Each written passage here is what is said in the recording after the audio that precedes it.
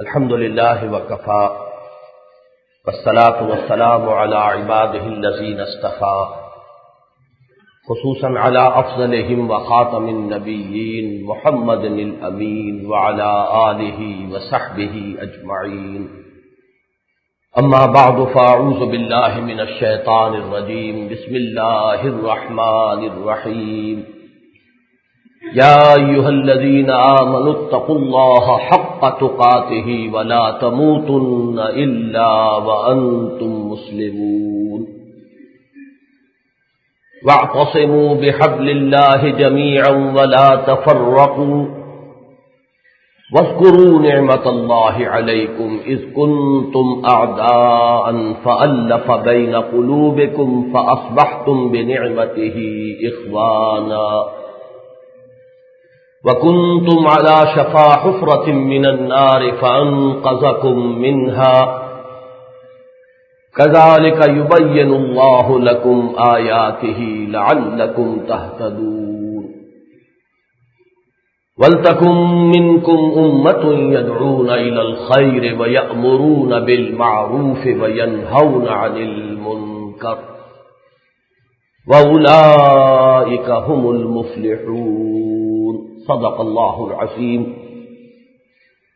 رب اشرح لي صدری ويسر لي أمری واحلل عقدۃ من لسانی يفقهوا قولی اللهم ربنا ألهمنا رشدنا وأعذنا من شرور أنفسنا اللهم أرنا الحق حقا وارزقنا اتباعه وأرنا الباطل باطلا وارزقنا اجتنابه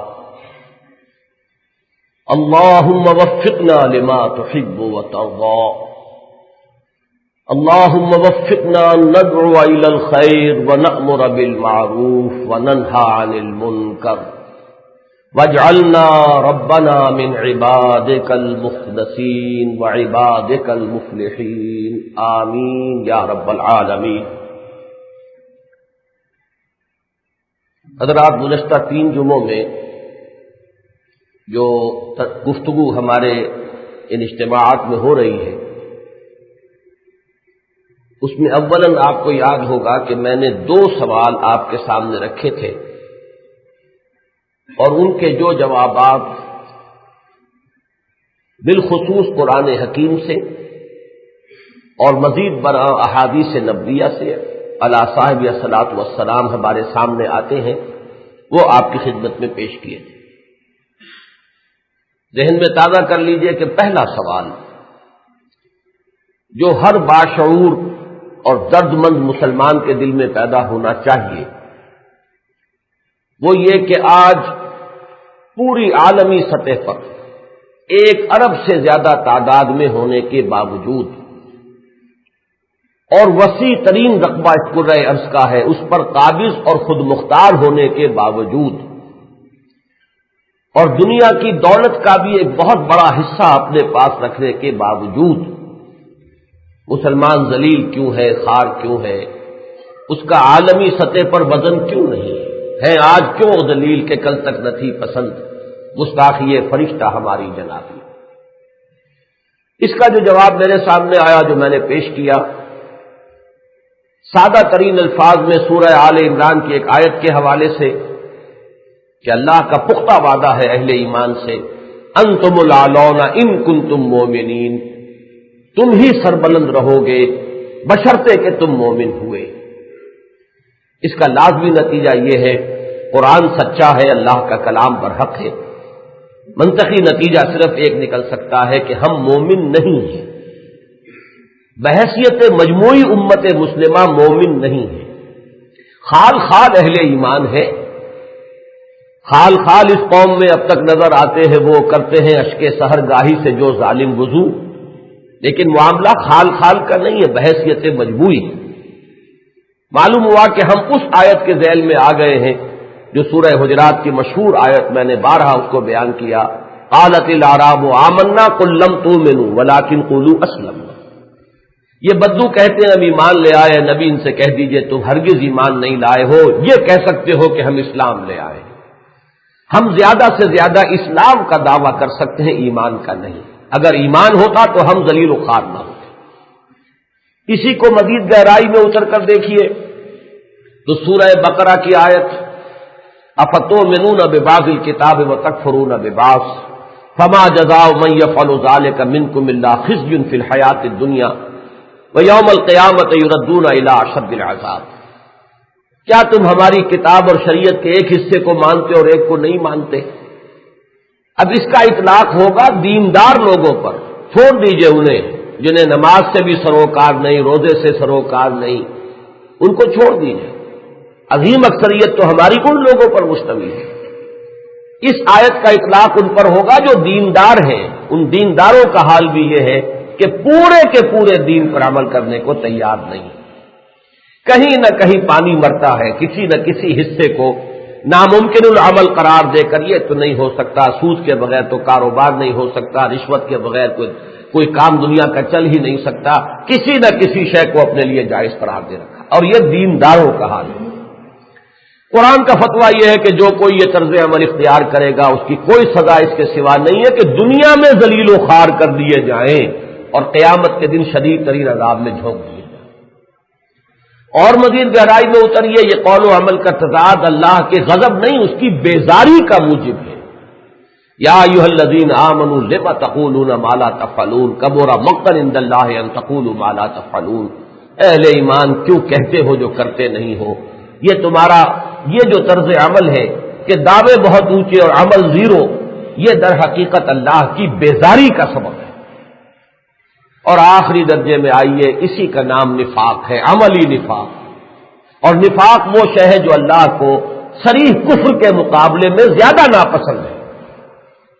صاف کھلم کھلا کافر ہے، وہ تو صاف کہہ رہا ہے میں نہیں مان رہا، لیکن جو دعویٰ کرے ماننے کا اور پھر نہ مانے، اس پر اللہ کا غضب زیادہ بھڑکتا ہے۔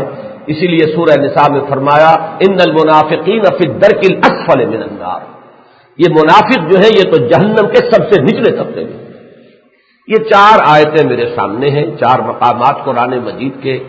اگر اس سے آپ کو اس سوال کا جواب ملتا ہے تو اسے اچھی طرح ذہن نشین کر لیں، اس لیے کہ اسی سے پھر آگے اس سوال کا جواب ملے گا پھر کرنا کیا چاہیے۔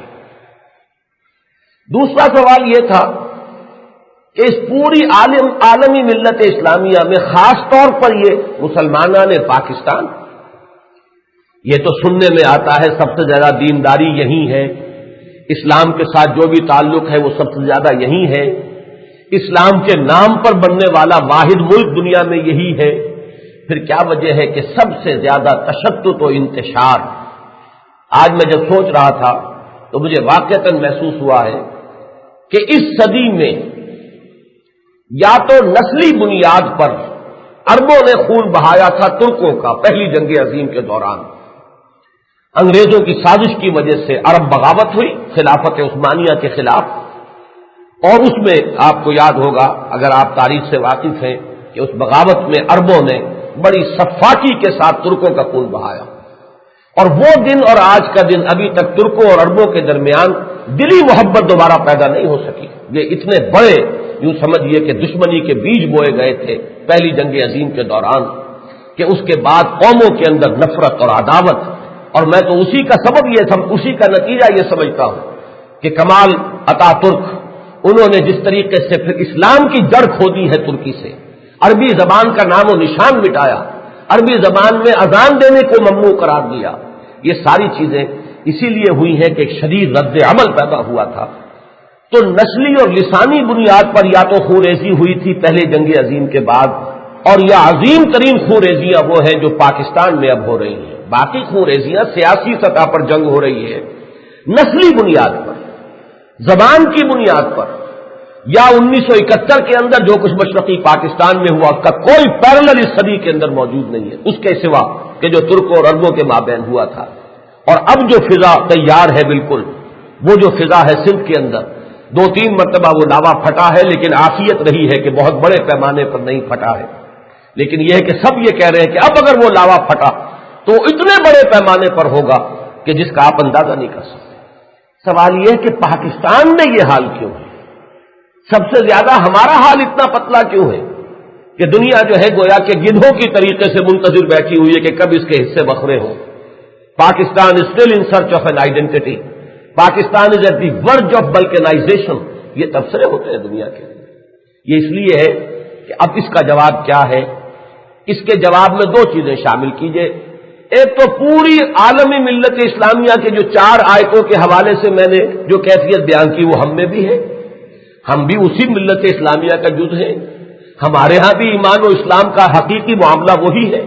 وہی لما تقولون ما لا تفعلون، وہی افتؤمنون ببعض الکتاب وتکفرون ببعض، وہی قول اور عمل کا تضاد، وہی نفاق عملی، کردار کی پستی، جھوٹ، وعدہ خلافی، خیانت اور ذرا سے اختلاف پر آپے سے باہر ہو جانا، وہ ساری جو علامات ہیں نفاق عملی کی وہ ہم میں بھی ہیں.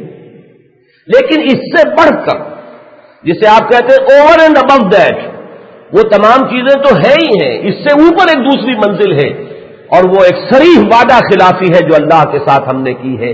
وہ وعدہ تھا کہ پاکستان میں ہم، اگر ہمیں پاکستان مل جائے پروردگار، اور انگریز اور ہندو کی غلامی سے ہمیں نجات مل جائے تو ہم تیرے دین کا بول بالا کریں گے.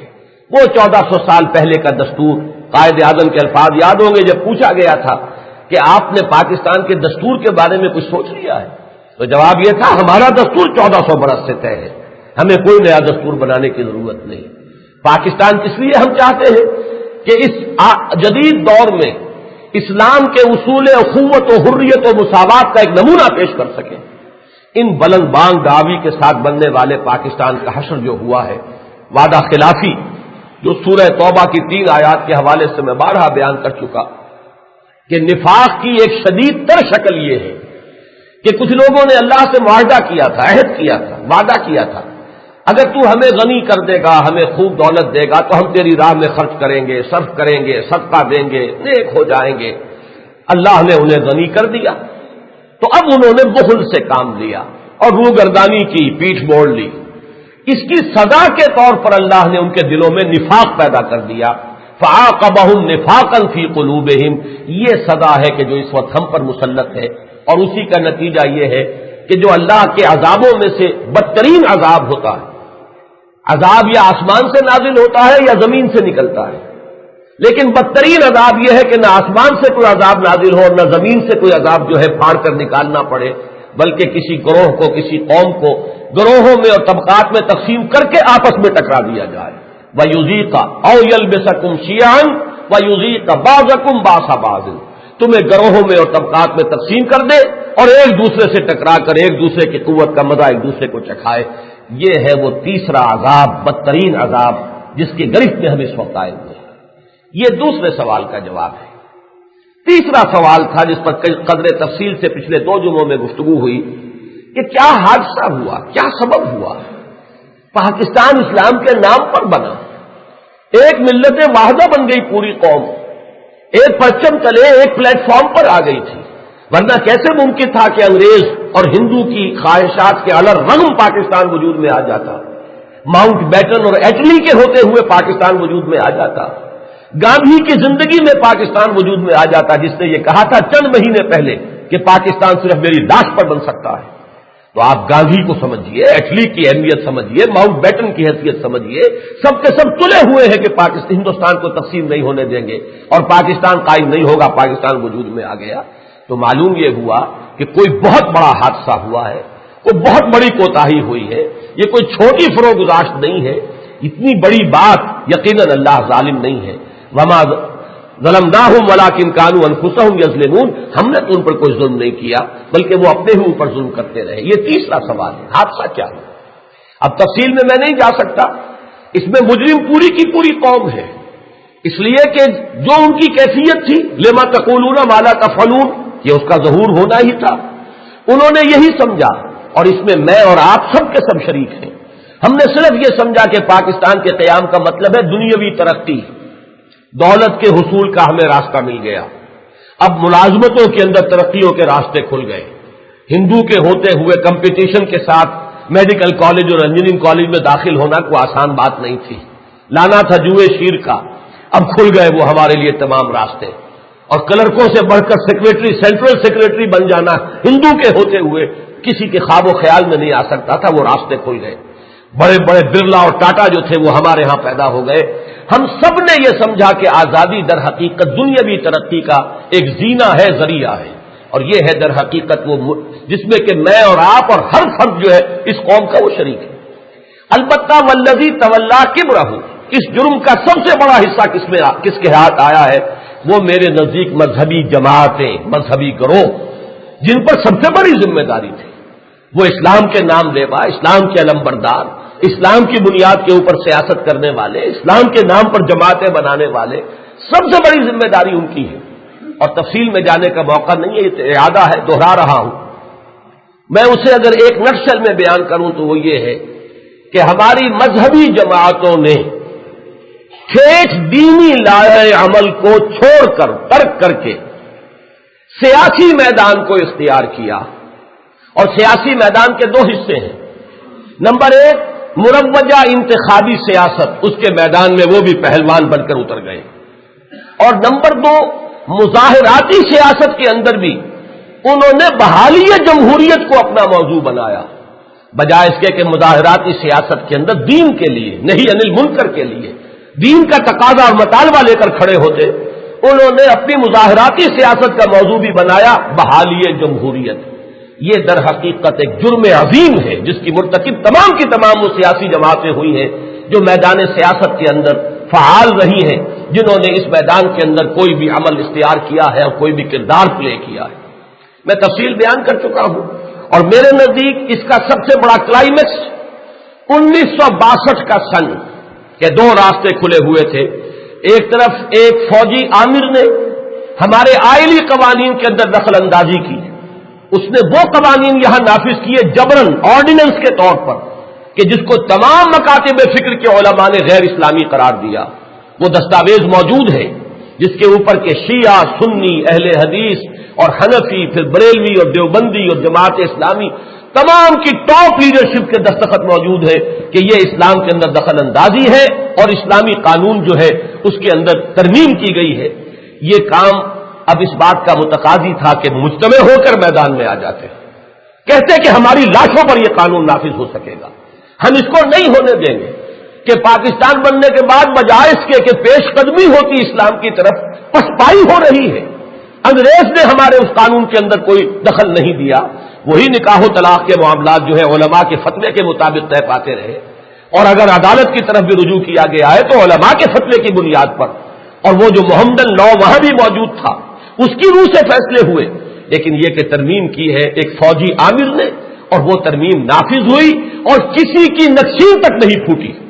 اس کے برعکس راستہ کون سا اختیار کیا گیا؟ وہی 1962 ہے جس سے کہ بحالی جمہوریت کی تحریک شروع ہوئی ہے۔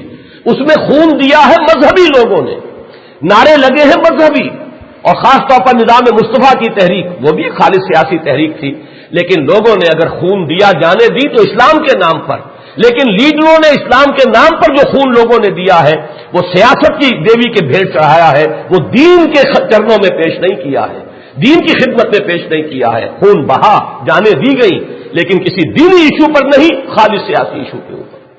میں جتنا اس مسئلے پر سوچ رہا ہوں مجھ پر یہ احساس مزید منکشف ہو رہا ہے، میرا یہ احساس مزید گہرا ہو رہا ہے، اس کی گہرائی اور گہرائی بڑھتی چلی جا رہی ہے کہ یہ ہمارا ایک جرم عظیم تھا۔ یہ ہم نے گویا کہ ثابت کیا کہ ہماری ترجیح دین نہیں ہے، ہماری ترجیح سیاست ہے، ہماری ترجیح دین نہیں ہے، ہماری ترجیح جمہوریت ہے۔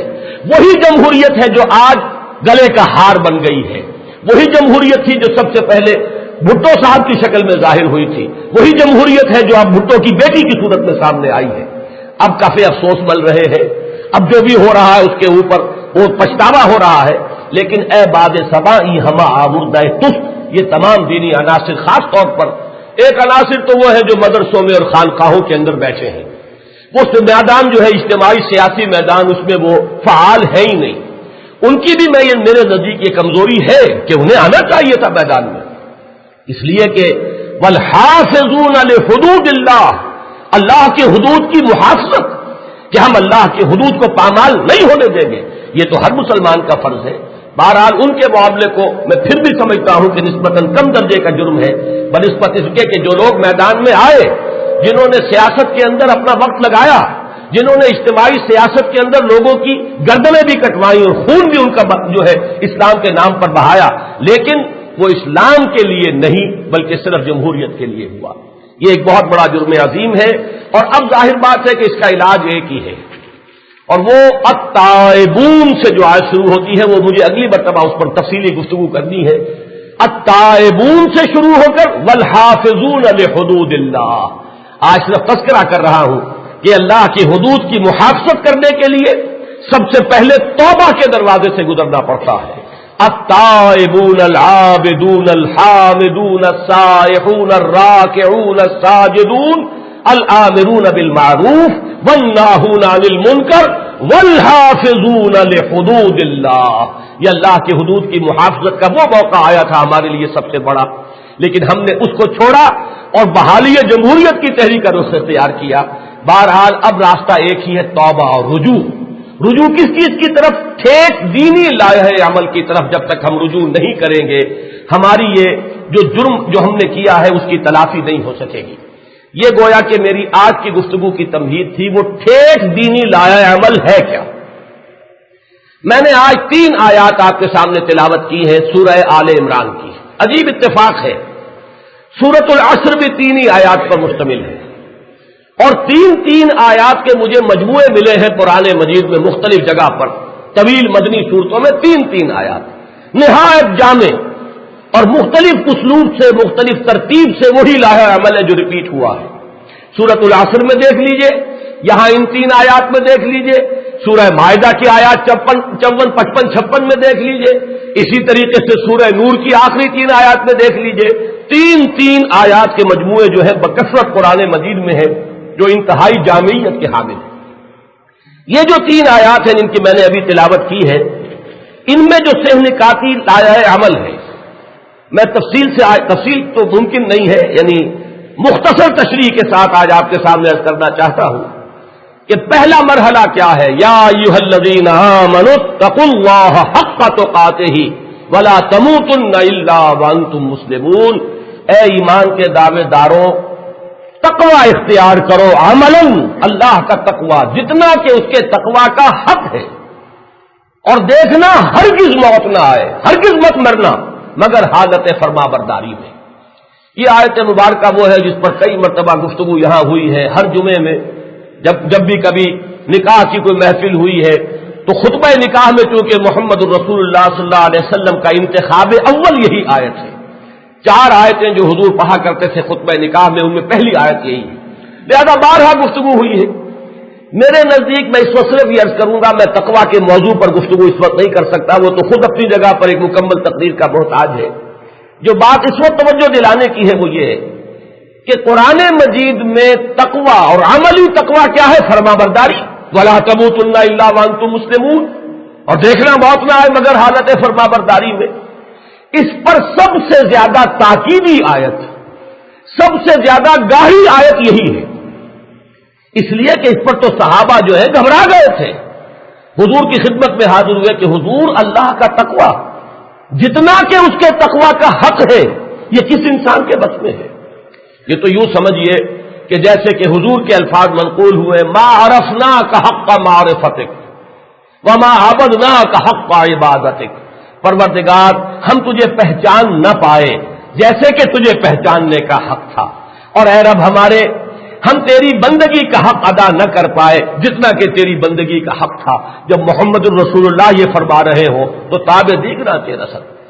قرآن میں یہ حق کا لفظ جو آیا ہے یہ 3 کے ساتھ آیا ہے، ما قدر اللہ حق قدرہ، انہوں نے نہیں پہچانا اللہ کو جیسا کہ اس کے پہچاننے کا حق تھا، نہ قدر کر سکے اللہ کی جیسے کہ اس کی قدر کا حق تھا۔ جاہدوا فی اللہ حق جہادی، جہاد کرو اللہ کے لیے جتنا کہ اس کے لیے جہاد کا حق ہے، اور یہاں فرمایا اتقوا اللہ حق تقاتہ، اللہ کا تقوی اختیار کرو جتنا کہ اس کے تقوی کا حق ہے۔ صحابہ جب گھبرا گئے تو پھر جب سورہ تغابن میں جو الفاظ آئے ہیں جب وہ نازل ہوئے تو ان کی جان میں جان آئی، اور وہاں الفاظ یہ ہے کہ فاتقوا اللہ ما استطعتم، اللہ کا تقوی اختیار کرو جتنا بھی تمہارے حد امکان میں، حد استطاعت میں ہے۔ تب جان میں جان آئی صحابہ کے کہ اپنی امکانی حد تک تو انسان جو ہے وہ تقوی اختیار کر سکتا ہے، لیکن جتنا اللہ کا حق ہے اتنا تقوی۔ اب یہاں جو دوسرا نقطہ مجھے عرض کرنا ہے، یہ کیوں کہا گیا، یہ اس قدر تاکید کیوں ہے؟ اتنا گاڑھا حکم تقویٰ کا کیوں دیا جا رہا ہے؟ اس لیے کہ در حقیقت یہاں وہ جماعت پیدا کرنی مقصود ہے جو امر بالمعروف نہی عن المنکر کا کام کرے. یہ عام لوگوں کے لیے نہیں ہے، یہ ان لوگوں کے لیے ہے کہ جو ہمت کرے اور اللہ کا حکم دینے والے اور اللہ کے جو منہیات ہیں ان سے روکنے والے، اللہ کی حدود نافذ کرنے والے، حدود اللہ کی حفاظت کرنے والے بن کر جو کھڑے ہوں، جنہیں عام اصطلاح میں کہیے جو خدائی فوجدار بنے، جو کھڑے ہو جائیں کہ ہمارے جیتے جی اللہ کی کوئی حد پامال نہیں کی جا سکے گی، ہمارے جیتے جی اللہ کے کسی حکم کی کو پاؤں تلے نہیں روکا جا سکے گا. ایسے لوگوں کے لیے تو ظاہر بات ہے کہ پھر وہ عام مسلمان نہیں بلکہ وہ مسلمان جس کا کوئی لمحہ بھی معصیت میں بسر نہ ہو رہا ہو، وہ مسلمان درکار ہے کہ جو اللہ کا تقویٰ رکھتا ہو جتنا کہ اس کے تقویٰ کا حق ہے، یا کم سے کم جتنا اس کے امکان میں ہے. اگر یہ نہیں ہوگا، یہ میں آپ سے عرض کر دوں، ہجوم جمع کرنے سے کام نہیں ہو سکتا. کچھ لوگوں نے دیکھا ایک زمانے میں ایک شخص نے ایک ڈفلی بجائی، روٹی کپڑا اور مکان، اور ہجوم جمع ہو گیا. فوری طور پر نتیجہ بھی نکل آیا، لوگ جمع ہو گئے، ایک ہنگامہ بھی ہو گیا، ایک تحریک بھی چل گئی. نتیجہ کیا نکلا؟ کیا خیر برآمد ہوا؟ خیر برآمد نہیں ہو سکتا جب تک کہ یہاں سے کام شروع نہ ہو.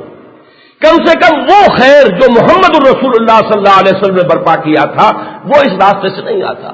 آج ہمارے ہاں بھی بعض لوگوں کے دلوں میں یہ ارمان جو ہے وہ انگڑائیاں لے رہے ہیں کہ آؤ نا کیوں نہ ہم بھی سیر کریں کوہ طور کی، چلو کوئی نعرہ لگاؤ، جمع کر لو لوگوں کو. جس طریقے سے پہلے جمع کر لیا تھا ایک شخص نے، کوئی نعرہ لگا کر لوگوں کو جمع کر لو.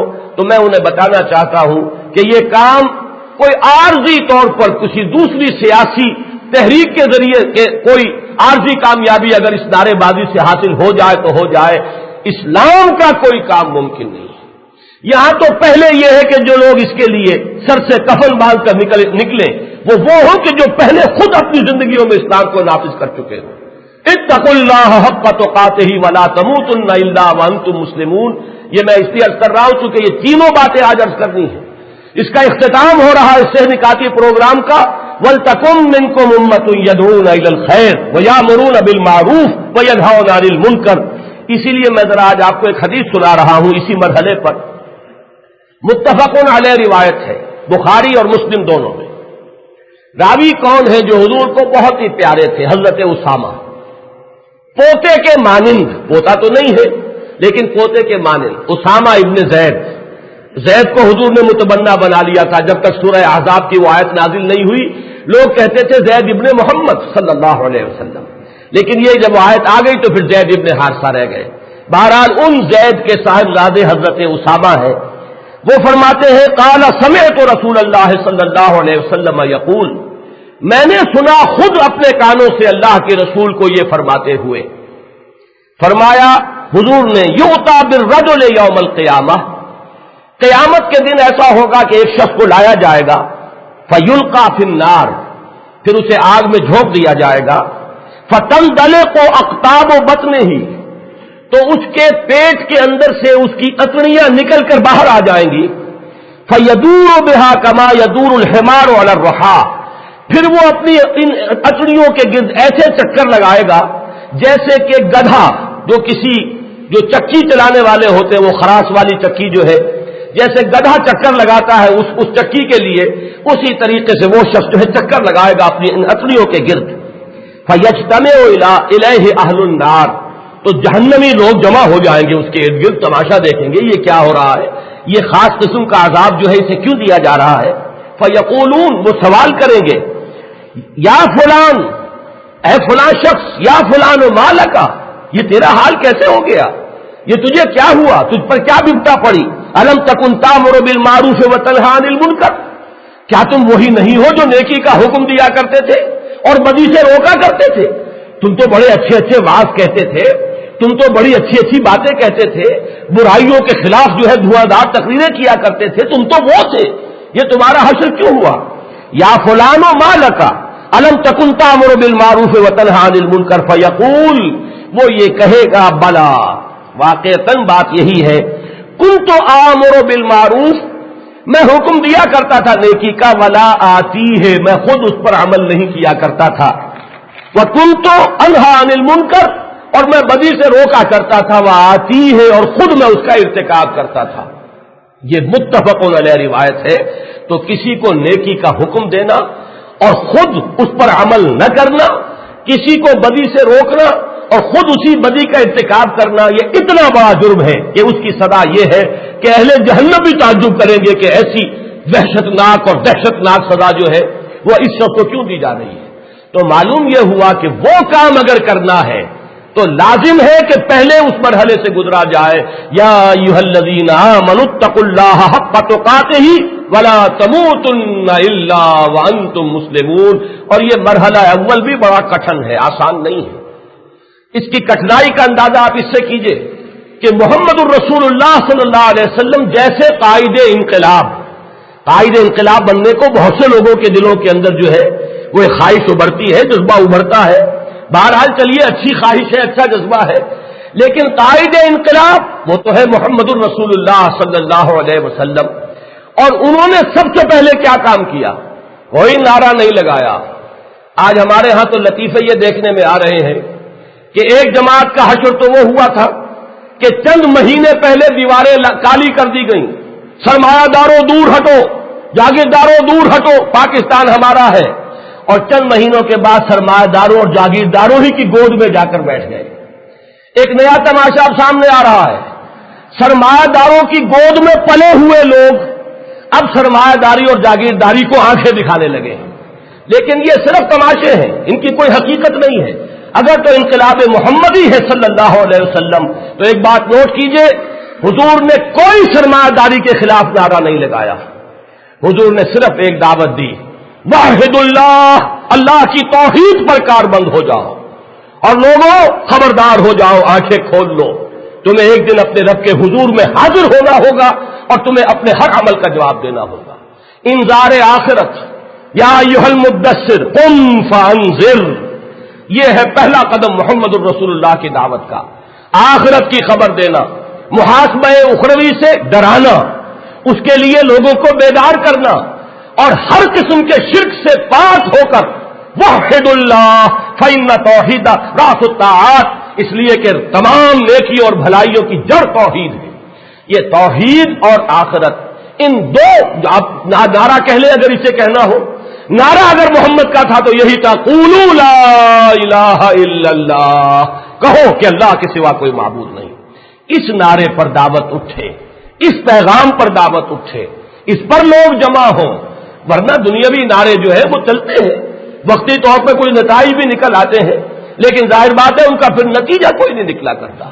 ایک وقتی کھیل ہے، کھیل لیا، اس کے اندر کوئی کامیابی بھی حاصل ہو گئی تو شاید کوئی تسکین جو ہے نفس کو حاصل ہو جائے، لیکن یہ کہ اگر کام وہ کرنا ہے تو پہلا مرحلہ یہ ہے۔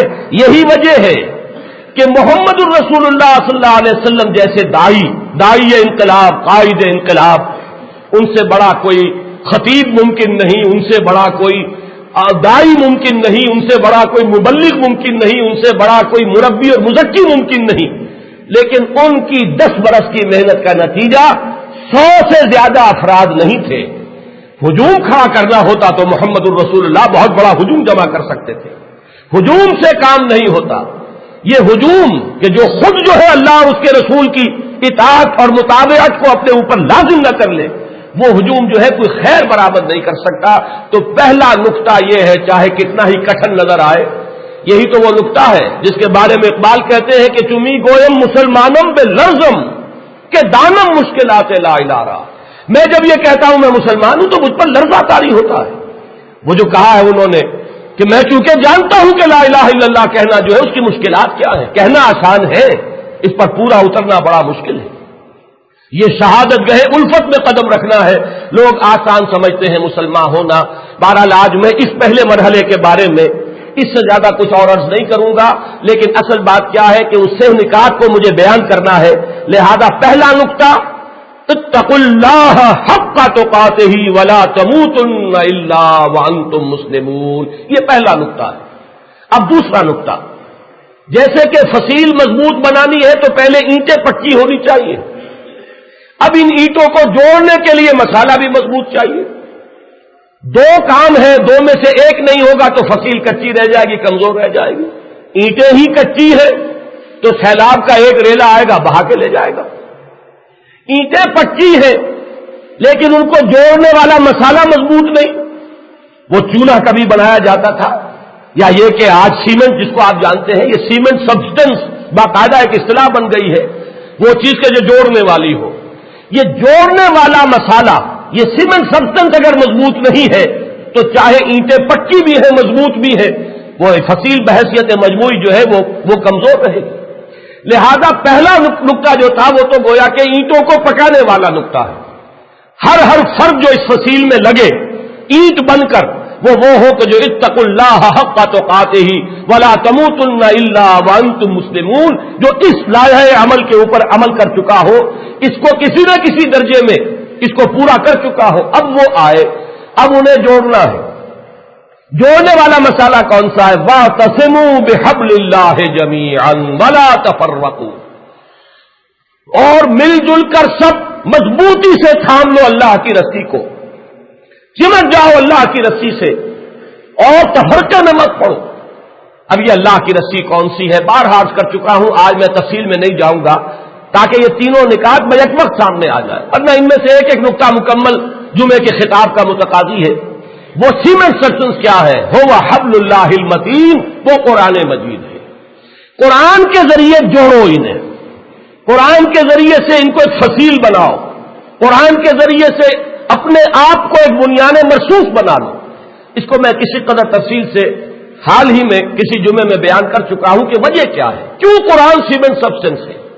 اس لیے کہ دیکھیے، ایک ہے حیوانوں کا گلہ، ایک ہے انسانوں کی جماعت.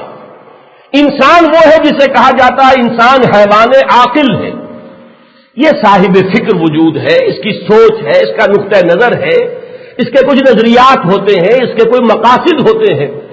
تو انسانوں میں اجتماعیت مضبوط اس وقت تک پیدا نہیں ہو سکتی جب تک کہ نظریاتی ہم آہنگی نہ ہو، جب تک کہ فکری ہم آہنگی نہ ہو، جب تک کہ مقاصد کا اشتراک نہ ہو، جب تک سوچ جو ہے ایک جیسی نہ ہو جائے، جب تک نقطہ نظر جو ہے وہ مشابہ نہ ہو، جب تک یہ شکل نہیں ہوگی کوئی عارضی سی اور مصنوعی سی اجتماعیت وجود میں آئے گی. اور در حقیقت یہ مقصدی ہم آہنگی، یہ فکری ہم آہنگی، یہ جذباتی ہم آہنگی صرف اور صرف قرآن کے ذریعے سے پیدا ہو سکتی ہے. اگر تو کام وہ کرنا ہے جو قرآن بتا رہا ہے، اگر اس راستے پر چلنا ہے جو قرآن نے لایا عمل آپ کو دیا ہے، تو اس کے لیے اجتماعیت جو ہے وہ درکار ہے جس کے اندر سیمنٹ سبسٹنس خود قرآن کو استعمال کیا گیا ہو.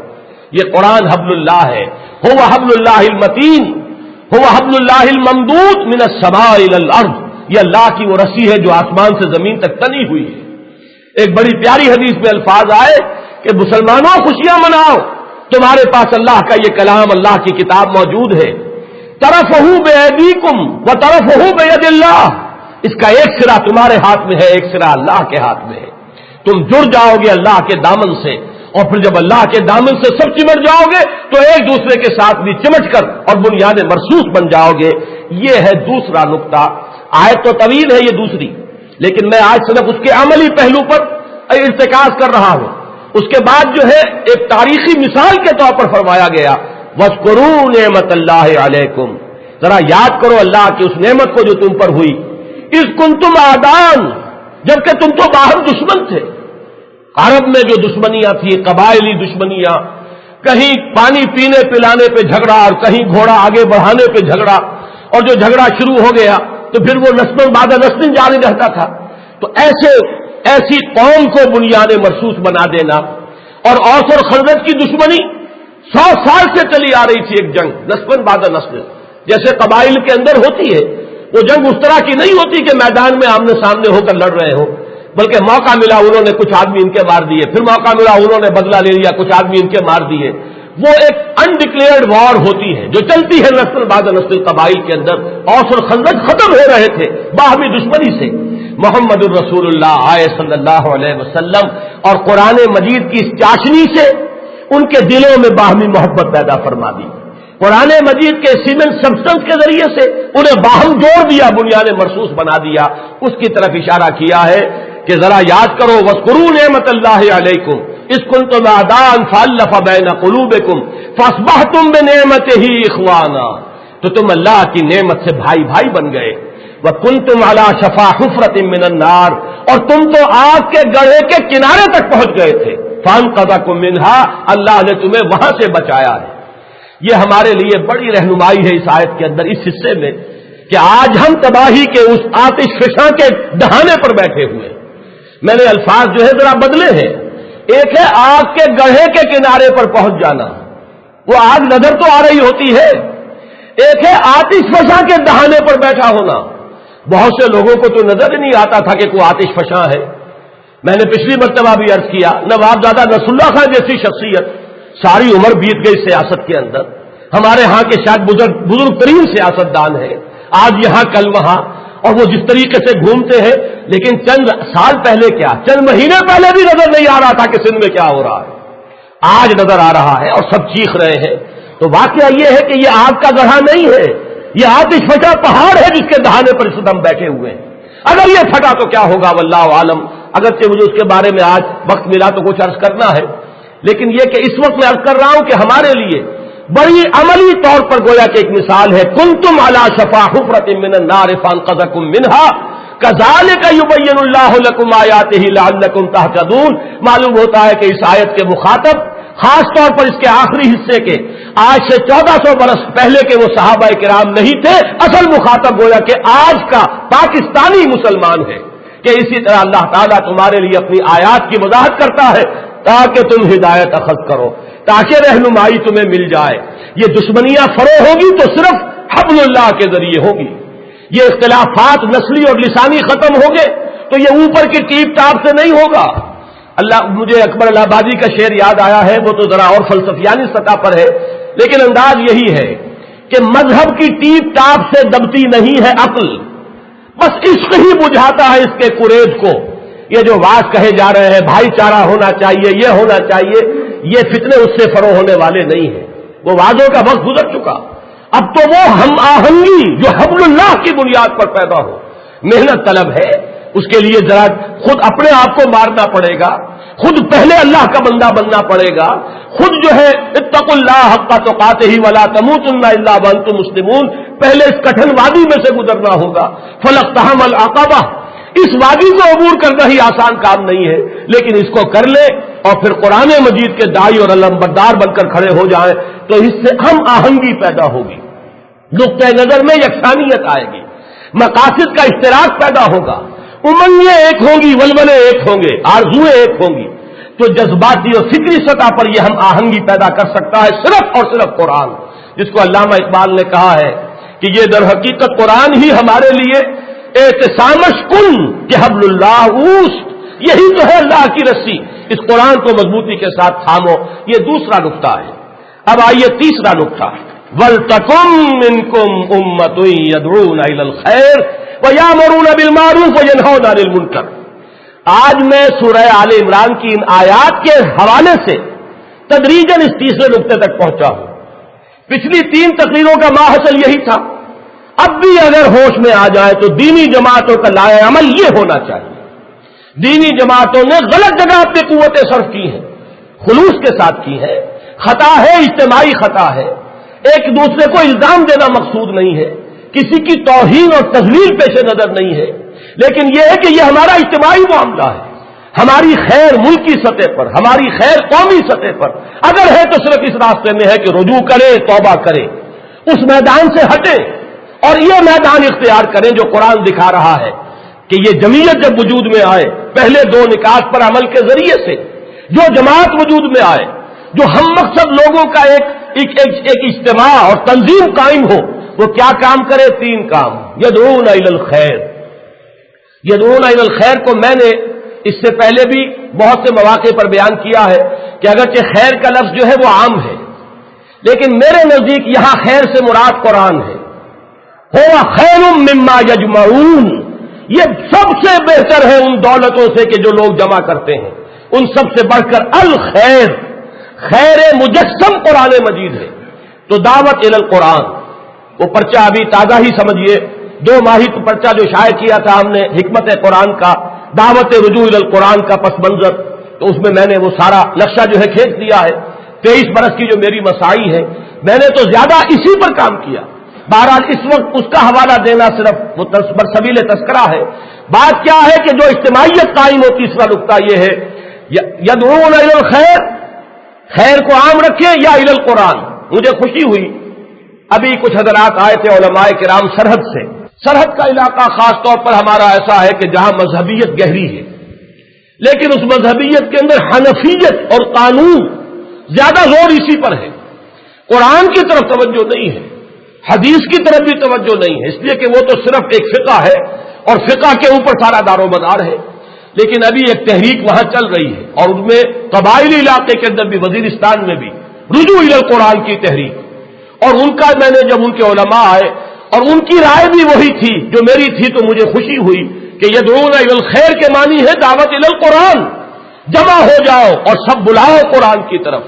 اور میں یہاں صرف اشارہ کر رہا ہوں وہ طویل حدیث جو حضرت علی رضی اللہ تعالیٰ عنہ سے مروی ہے، جس میں کہ حضور نے قرآن مجید کی مدح فرمائی ہے، قرآن مجید کی تعریف بیان فرمائی ہے۔ اس کا آخری ٹکڑا یہی ہے، ومن دعا الیہ فقد ہدی الی صراط مستقیم، جو کہ اس کی طرف دعوت دے گا، جو شخص کھڑا ہو جائے قرآن کی طرف دعوت دینے کے لیے، کسی اور کو ہدایت نصیب ہو نہ ہو، اس کی ہدایت انشورڈ ہو گئی، اس کو ہدایت ہو گئی سیدھے راستے کی طرف، فقد ہدی الی صراط مستقیم۔ وہ آخری ٹکڑا جو ہے پورا بھی سمجھی چارہ بیان کر دوں، طویل حدیث ہے، اس میں قوافی اسی طرح بدلتے ہیں جیسے قرآن مجید کے اندر، اور وہی انداز ہے، وہی آہنگ ہے، وہ بہت قریب ہے قرآن مجید کا جو انداز ہے، اس میں وہ حدیث جو ہے بہت ہی قریب آ جاتی ہے۔ آخری ٹکڑا کیا ہے؟ من قال بہ صدق، جس نے اس قرآن کی بنیاد پر کوئی بات کہی اس نے سچ کہا۔ ومن حکم بہ عدل، جس نے اس قرآن کی بنیاد پر کوئی فیصلہ کیا اس نے عدل کیا، انصاف کیا۔ ومن عمل بہ اجر، جس نے اس پر عمل کیا اس کا اجر محفوظ۔ اور آخری جملہ پوری حدیث کا، ومن دعا الیہ فقد ہدی الی صراط مستقیم، اور جس نے اس کی طرف دعوت دی اس کو تو صراط مستقیم کی ہدایت نصیب ہو گئی۔ اللہم ربنا اجعلنا منہم، دعا کیجئے اللہ تعالی ہمیں ان میں شامل فرمائے۔ اور میری توجہ ابھی حال ہی میں ہوئی کہ یہ جو 3 آیات ہیں جن پر آج ہم گفتگو کر رہے ہیں سورہ آل عمران کی 102، 103، 104، تو اس سے جو پہلی آیت ہے 101 نمبر والی آیت، وہ ختم انہی الفاظ پر ہوئی ہے، وَمَن يَعْتَصِم بِاللَّهِ فَقَدْ هُدِیَ إِلَىٰ صِرَاطٍ مُسْتَقِيمٍ، جو اللہ کے ساتھ چمٹ گیا اس کی تو ہدایت ہو گئی اللہ کی طرف، اللہ صراط مستقیم کی طرف۔ بالکل وہی الفاظ ہیں، اس لیے کہ اعتصام باللہ کے معنی اعتصام بحبل اللہ، اللہ کی رسی کو مضبوطی سے تھام لینا، اور اللہ کی رسی قرآن ہے، تو فرمایا ومن دعا الیہ فقد ہدی الی صراط مستقیم۔ یہ حدیث ہے، اور قرآن مجید میں آیت نمبر 101 سورہ آل عمران کی ختم ہو رہی ہے، ومن یعتصم بہ باللہ فقد ہدی الی صراط مستقیم، جو اللہ کے دامن سے وابستہ ہو گیا، چمٹ گیا، اس کو تو ہدایت مل گئی۔ تو اب یدعون الی الخیر، اس کے بعد ہے وَیَأْمُرُونَ بِالْمَعْرُوفِ وَیَنْہَوْنَ عَنِ الْمُنکر، اور وہ نیکی کا حکم دے اور بدی سے روکے۔ یہ بدی سے روکنا، جیسا کہ میں نے عرض کیا تھا، یہ تھا اصل دائرہ عمل کے جو ہمیں اختیار کرنا چاہیے تھا۔ کاش کہ ہم کرتے، میں نے بڑے کاش کے انداز میں کہا، کاش کہ اب بھی یہ جو بڑی بڑی جماعتیں ہیں دینی تحریکیں، انہیں توفیق حاصل ہو جائے۔ ان میں اول میرے نزدیک تبلیغی جماعت، جنہوں نے کسی نہ کسی درجے میں اس پروگرام پر عمل کیا ہے۔ پہلا نقطہ تقویٰ، اتباع سنت، کم سے کم جو عبادتی تقویٰ ہے وہ ان کے ہاں مکمل موجود ہے۔ یہ آج پہلی مرتبہ اصطلاح میں استعمال کر رہا ہوں، سنیے، تقویٰ کے 2 حصے کر رہا ہوں۔ ایک معاملاتی تقویٰ ہے، لین دین کا تقویٰ، کاروبار کا تقویٰ، انسان کے معاملات کا تقویٰ، وعدے کا ایفا، امانت، دیانت، معاملاتی تقویٰ۔ ایک ہے عباداتی تقویٰ، نماز کا ذوق و شوق، روزے کا ذوق و شوق، ذکر کا ذوق و شوق، اتباع سنت کا ذوق و شوق۔ تو چلیے کم سے کم ایک تقویٰ کے اندر تو میں یہ سمجھتا ہوں کہ اس جماعت نے بہت بڑی کامیابی حاصل کی ہے۔ کوئی کمی کا پہلو کسی ناقد کو اگر نظر آتا ہوگا تو دوسرے میں شاید نظر آئے، لیکن یہ کہ پہلے میں کوئی اشتباہ نہیں ہو سکتا کہ عباداتی تقویٰ کی منزل اس جماعت نے طے کرائی ہے اور لاکھوں انسانوں کو طے کرائی ہے۔ اللہ توفیق دے، پہلی سیڑھی پر قدم آ گیا ہے تو دوسری اور تیسری کیوں جامد ہو کر کھڑے رہ جائیں، کیوں ایک ہی جگہ پر رک کر کھڑے رہ جائیں؟ ہمیں آگے بڑھنا چاہیے۔ لہذا اگر عباداتی تقویٰ کے بعد معاملاتی تقویٰ میں کوئی کمی ہے اس کو پورا کیجیے، اگر قرآن مجید کے ساتھ تمسک بالقرآن میں کمی ہے اس کو پورا کیجیے اور آگے بڑھیے۔ تو امر بالمعروف اور نہی عن المنکر کے سب سے بڑے حقدار وہی ہیں۔ اللہ تعالیٰ انہیں توفیق دے۔ کاش کہ میری یہ بات ان کے اکابر تک پہنچے، کاش کہ وہ اس پر غور کرنے کے لیے تیار ہو۔ اگر وہ کرے تو احق و بہا و اہلہا کے مصداق اول میرے نزدیک وہی ہے۔ پھر میں نے عرض کیا تھا 2 جماعت ہے، باقیوں سے میرا کوئی لمبا چوڑا سروکار نہیں ہے، کسی پر میں کوئی تنقیدی بھی اس وقت بات نہیں کہنا چاہتا، لیکن مجھے کوئی امید اگر ہوتی ہے تو یا جماعت اسلامی سے یا جمعیت علماء اسلام، جو کہ 2 گروہوں میں اس وقت منقسم ہے، ایک درخواستی گروپ ہے اور ایک مولانا فضل الرحمان گروپ ہے۔ مولانا درخواستی مدظلہ العالی بہت عظیم شخصیت ہے، ہمارے ہاں کی محبوب ترین اور بزرگ ترین جو علماء کی شخصیتیں اب رہ گئی ان میں سے ہیں۔ فضل الرحمان نوجوان ہے، بڑے فعال ہے، کچھ علاقائی تقسیم بھی ہے ان کے مابین، لیکن بہرحال جو خواہش ہے، ہزاروں خواہشیں ایسی کہ ہر خواہش پہ دم نکلے والی بات ہے، اللہ تعالیٰ سے کوئی بعید نہیں ہے، لیکن خواہش یہ ہے کہ یہ 2 جماعتیں متحد ہوں۔ ایک کے پاس تنظیمی اساس مضبوط ہے، جماعت اسلامی کے پاس منظم کارکن، ایک کا حلقہ اثر بہت وسیع ہے، بہت وسیع ہے، بلوچستان میں، اپر سندھ میں، پورا یہ مغربی پنجاب جو ہے، جو ہمارا پنجاب ہے اس کا مغربی حصہ، یہ جو درمیانی پنجاب ہے، سینٹرل پنجاب، ان میں کوئی زیادہ عمل دخل علماء کا ہے ہی نہیں، کسی کا بھی نہیں ہے، لیکن یہ جو ادھر کے علاقے ہیں، یہ بھاولپور کا علاقہ اور ڈیرہ غازی خاں اور مظفر گڑھ اور میاں والی اور یہ سرگودا وغیرہ، اس علاقے کے اندر علماء کا عمل دخل ہے، اور پھر پورا سرحد، یہ علاقہ اتنا بڑا ہے کہ اگر اس کے اندر واقعتاً یہ قوتیں مجتمع ہو کر نہیں عن المنکر کے لیے سربکف ہو کر میدان میں آ جائیں تو پاکستان کی تقدیر اب بھی بدل سکتی ہے۔ انتخابات میں آئیں گے تو ایک دوسرے کو کمزور کریں گے، ایک دوسرے کی ناکامی کا سبب بنیں گے، وہ میں بعد میں تھوڑا سا عرض کروں گا اس پر۔ اس وقت مجھے یہ عرض کرنا ہے کہ امر بالمعروف اور نہی عن المنکر، اس کی قرآن مجید کے روح سے اہمیت کیا ہے۔ پہلی بات تو یہ عرض کرنی ہے کہ 9 مقامات ہیں قرآن کے جس میں یہ بالکل ایک اصطلاح کے طور پر آئی ہے۔ جیسے ایک گاڑی کے 2 پہیے ہوتے ہیں، ایک پہیے پر تو گاڑی چکر ہی کھائے گی، آگے بڑھے گی 2 پہیوں پر، جو محاورہ ہے ہمارے ہاں کا، استعارہ ہے گاڑی کے 2 پہیے، اسی طریقے سے لازم و ملزوم امر بالمعروف نہی عن المنکر، یہ گویا کہ ایک تصویر کے 2 رخ کہہ لیجیے، انسیپریبل، یہ ایک دوسرے سے جدا نہیں کیے جا سکتے۔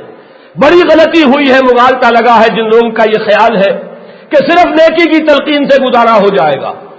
اگر ایسا ہے تو در حقیقت قرآن مجید پر، اور قرآن کس کا کلام ہے؟ اللہ کا، اللہ پر گویا کہ تنقید کی جا رہی ہے کہ خامخواہ نہی عن المنکر کا ذکر کیا۔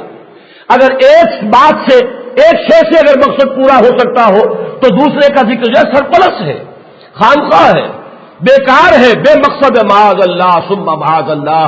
تو میں آپ کو بتاؤں، یہ آیت نمبر 104 ابھی ہم نے پڑھی، یامرون بالمعروف وینہون عن المنکر، اسی سورہ مبارکہ کی آیت نمبر 110، کنتم خیر امۃ اخرجت للناس تأمرون بالمعروف وتنہون عن المنکر وتؤمنون باللہ۔ اسی سورہ مبارکہ کے پھر آیت نمبر 114 اہل کتاب کے بارے میں فرمایا کہ تمام یہود و نصارہ ایک جیسے نہیں ہیں، لیسو سوا، ایک جیسے نہیں ہیں، برابر نہیں ہیں، ان میں وہ بھی ہیں امۃ قائمۃ آناء اللیل، راتوں کو کھڑے رہنے والے بھی ہیں۔ جیسے اقبال نے کہلوایا ہے ابلیس سے کہ خال خال اس قوم میں اب تک نظر آتے ہیں، وہ کرتے ہیں اشک سحر گاہی سے جو ظالم وضو۔ اسی طرح یہود اور نصارہ میں بھی لوگ موجود تھے، قرآن نے وہاں پھر کہا ہے یامرون بالمعروف وینہون عن المنکر، ان میں ایسے لوگ اب بھی ہیں خال خال جو نیکی کا حکم دیتے ہیں، بدی سے روکتے ہیں۔ یہیں سے ایک نقطہ مجھے آج اور ملا ہے کہ تھوڑی تعداد میں ایسے لوگوں کا ہونا اس سے قوم کی قسمت نہیں بدل سکتی، جب تک کہ کثیر تعداد میں لوگ وہ میدان میں نہ آئے۔ تھوڑی تعداد میں تو ہمیشہ لوگ موجود رہے دنیا کے اندر، نیکی کا حکم دینے والے، بدی سے روکنے والے۔ اہل کتاب میں موجود تھے جبکہ حضور کی بعثت ہو رہی ہے، قرآن کی گواہی ہے، ان میں لوگ ہیں جو نیکی کا حکم دیتے ہیں، بدی سے روکتے ہیں، لیکن معلوم ہوا کہ وہ اتنے قلیل تعداد میں تھے کہ وہ پوری قوم پر مؤثر نہیں ہو سکے، اثر انداز نہیں ہو سکے، لہذا قوم جو ہے ضربت علیہم الذلۃ والمسکنۃ وباؤوا بغضب من اللہ، ان پر ذلت اور مسکنت تھوپ دی گئی اور وہ اللہ کا غضب اور عذاب کے مستحق ہو گئے۔ تو یہ ہے در حقیقت ہمارے لیے آنکھیں کھول دینے والی بات کہ خال خال لوگوں سے بات نہیں بدلے گی جب تک کہ ایک بڑی جماعت، ایک بڑی قوت، ایک بڑی امت اس کے لیے میدان میں نہ آ جائے۔ بہرحال اس وقت میں عرض کر رہا تھا کہ 3 جگہ پر سورہ آل عمران میں یہ امر بالمعروف نہی عن المنکر ایک وحدت کی حیثیت سے آیا۔ 4تھا مقام سورہ اعراف، وہاں حضور کی شان میں یہی الفاظ آئے ہیں، جبکہ حضرت موسیٰ علیہ السلام نے دعا کی تھی کوہ طور پر جا کر 70 اشخاص کو لے کر، اور انہوں نے دعا کی تھی پروردگار اپنی رحمت ہمارے لیے لکھ دے۔ اللہ تعالیٰ نے جواباً ارشاد فرمایا تھا میری ایک رحمت تو عام ہے اور ایک خاص ہے، وہ خاص رحمت میں نے طے کر دی ہے، لکھ دی ہے ان لوگوں کے لیے جو میرے نبی رسول امی پر ایمان لائیں گے صلی اللہ علیہ وسلم۔ اور وہ لوگ کون ہیں اور وہ نبی امی کی شان کیا ہے؟ وہاں الفاظ آئے یامرہم بالمعروف وینہاہم عن المنکر، وہ انہیں نیکی کا حکم دے گا، بدی سے روکے گا، وَيَضَعُ عَنْهُمْ إِصْرَهُمْ وَالْأَغْلَالَ الَّتِي كَانَتْ عَلَيْهِمْ، اور جو بوجھ انہوں نے اپنے اوپر لاد لیے ہوں گے ان سے ان کو نجات دے گا۔ فَالَّذِينَ آمَنُوا بِهِ وَعَزَّرُوهُ وَنَصَرُوهُ وَاتَّبَعُوا النُّورَ الَّذِي أُنزِلَ مَعَهُ أُولَٰئِكَ هُمُ الْمُفْلِحُونَ، تو جو میرے اس نبی رسول امی پر ایمان لائیں گے، جو اس کی تعظیم کریں گے، جو اس کی مدد کریں گے، جو اس نور کی پیروی کریں گے جو اس کے ساتھ نازل کیا جائے گا، وہ ہوں گے فلاح پانے والے۔ پھر دعا کیجیے اللہم ربنا اجعلنا منہم، اللہم ربنا اجعلنا منہم، اللہم ربنا اجعلنا منہم۔ یہ گویا کہ 4تھا مقام ہے قرآن مجید میں جہاں امر بالمعروف نہی عن المنکر ساتھ ساتھ آئے ہیں۔ آیت نمبر 71 سورہ توبہ کی، اس کے اندر پھر یہی الفاظ آئے کہ اہل ایمان کی شان یہ ہے کہ یامرون بالمعروف وینہون عن المنکر۔ اور ایک عجیب بات وہاں آئی ہے، اس سے پہلے منافقین کی ایک شان بیان ہوئی ہے، الفاظ یہی ہے لیکن ان کی شان کیا ہے؟ یامرون بالمنکر وینہون عن المعروف۔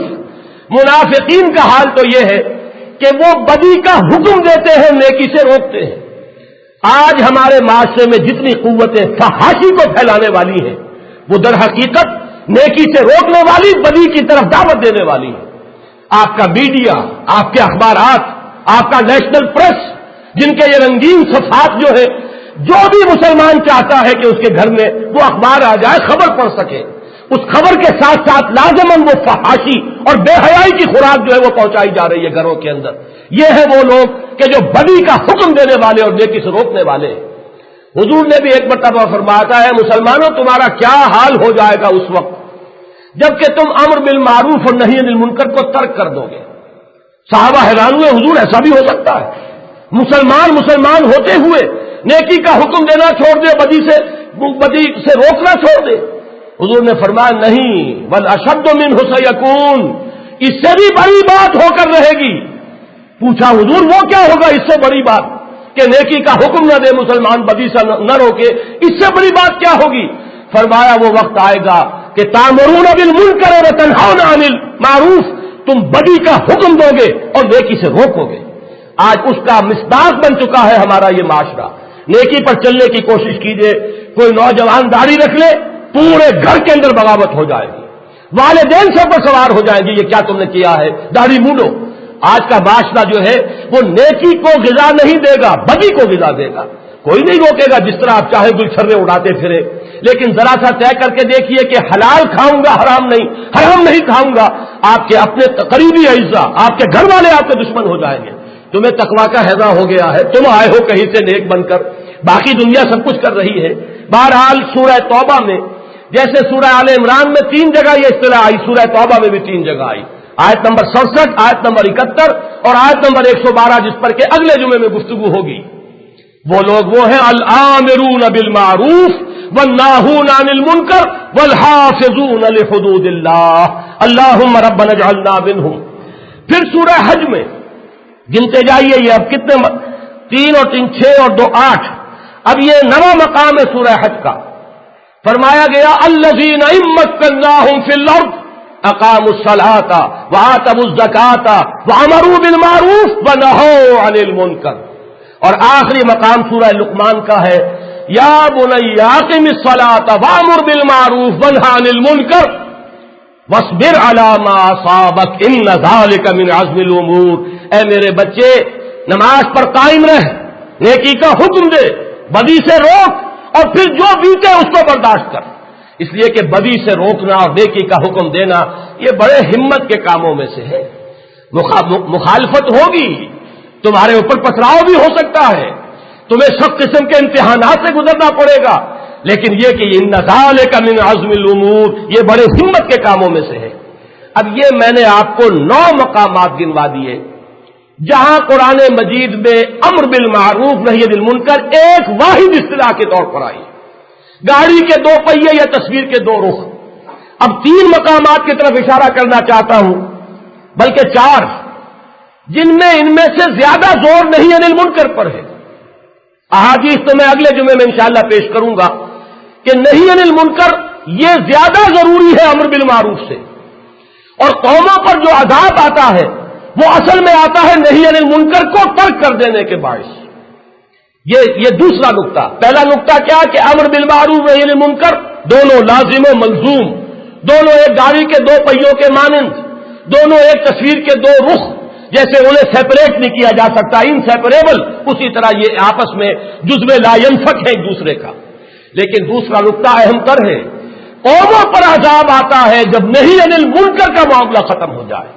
احادیث میں جو اس کے سلسلے میں آیا ہے، میں دیکھ رہا ہوں کہ وقت کم ہو رہا ہے، لیکن یہ کہ میں آج کم سے کم قرآن مجید کی آیات سنا دینا چاہتا ہوں. سورہ مائدہ آیت نمبر 63 فرمایا لولا ینہاہم الربانیون والاحبار عن قولہم الاسم واکلہم السحت لبئس ما کانوا یعملون.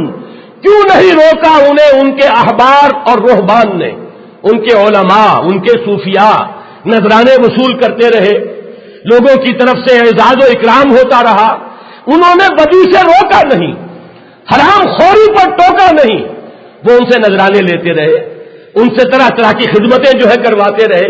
لولا ینہاہم الربانیون والاحبار والرہبان، کیوں نہیں روکا انہیں ان کے ربانیین نے اور احبار نے، عن قولہم الاسم، جھوٹ بات کہنے سے، غلط بات کہنے سے، گناہ کی بات زبان سے نکالنے سے، وَأَكْلِهُمُ السُّحْتَ اور حرام خوری سے.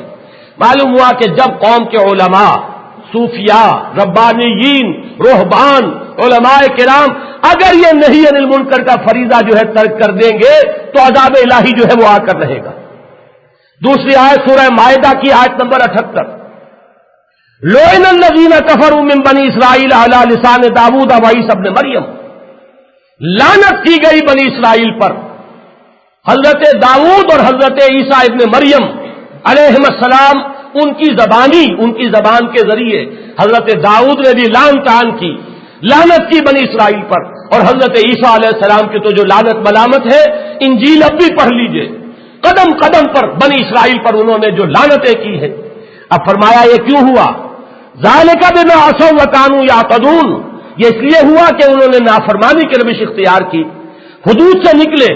اور آخری ٹکڑا کیا ہے؟ کانوا لا یتناہون عن منکر فعلوا، وہ نہیں روکتے تھے ایک دوسرے کو منکر سے جس کا ارتکاب کر رہے تھے.